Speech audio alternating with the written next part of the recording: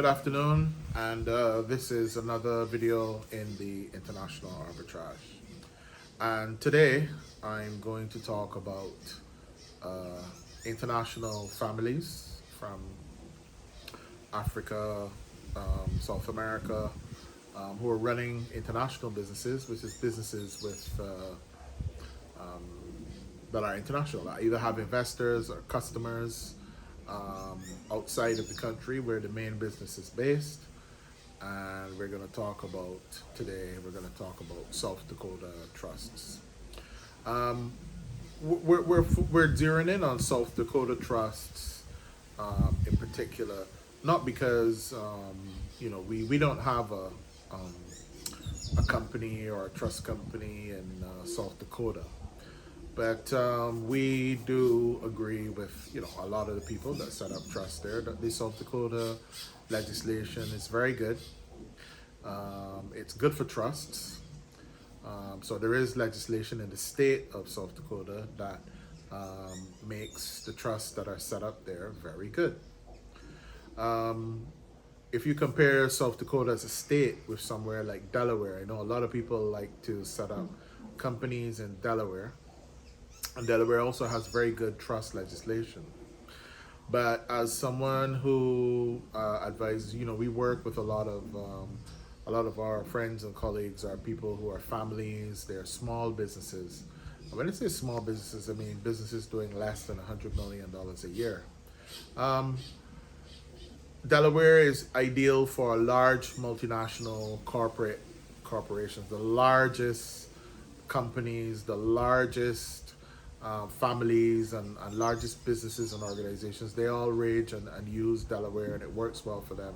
But from my perception is that it's not necessarily the greatest for families, and of course, family-owned businesses, international businesses that are family-owned are, they're closely held, which means that the mom and the dad, sometimes or quite often the children, the kids, are involved in the business, and so you need something which more takes into account family. And family, of course, is we all know what families are like. There's a lot of moving parts. People have different communications. The look and feel of everything is it's not corporate. It's family, right? And so that's where the emphasis of the place or the jurisdiction should be. So South Dakota doesn't have a massive corporate focus like Delaware does, and Delaware has all these big companies and corporations, and that's the focus of their courts and all the rest of it. And those things are great if you have a big corporation, but if you have a family business, maybe you should think of somewhere that is more suited to family business.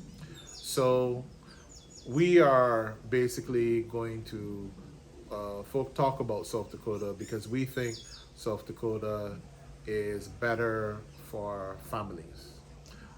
Purely because it's not Delaware, it doesn't have that corporate focus on large companies. So the judges and all the other dynamics and the things that are going on in South Dakota are cool for our families.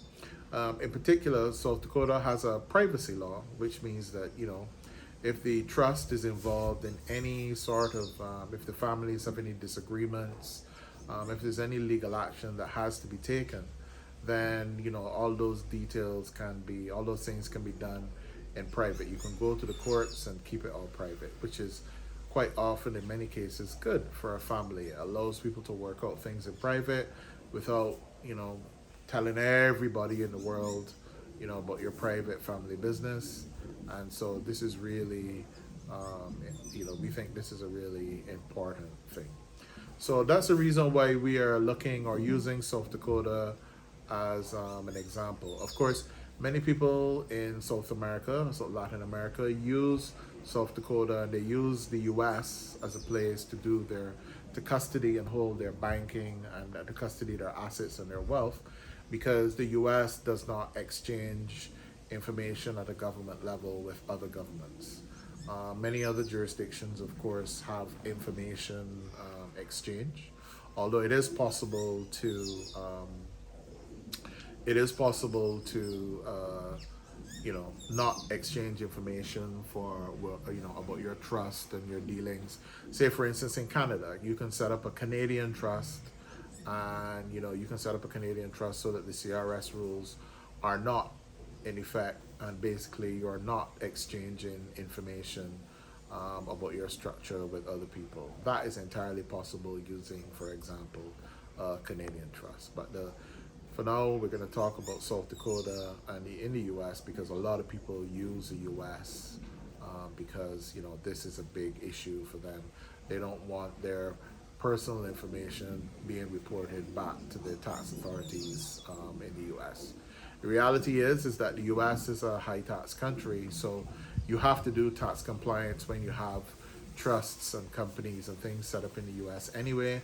So people are not committing tax evasion in the U.S. They, of course, are working with their tax lawyers. They're working with their CPAs and U.S. accountants and their enroll agents, and they're being compliant. So the U.S. is a very viable place. It's private, it's confidential, and that's very important.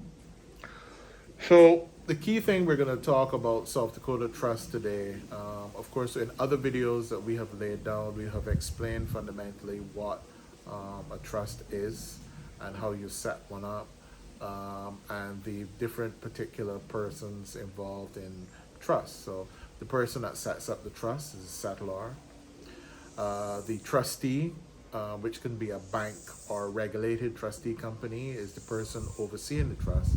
And the trustee has to act or do things or use the property in the trust for the benefit or in the best interest of the beneficiaries.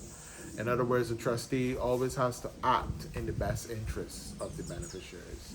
And if the trustee doesn't do that, then there are a lot of rules and regulations there that will have implications for the trustee if they break trust and they are not loyal to the beneficiaries and do not act in their best interest. Acting in the best interest of the beneficiaries is extremely important for trustees and very serious.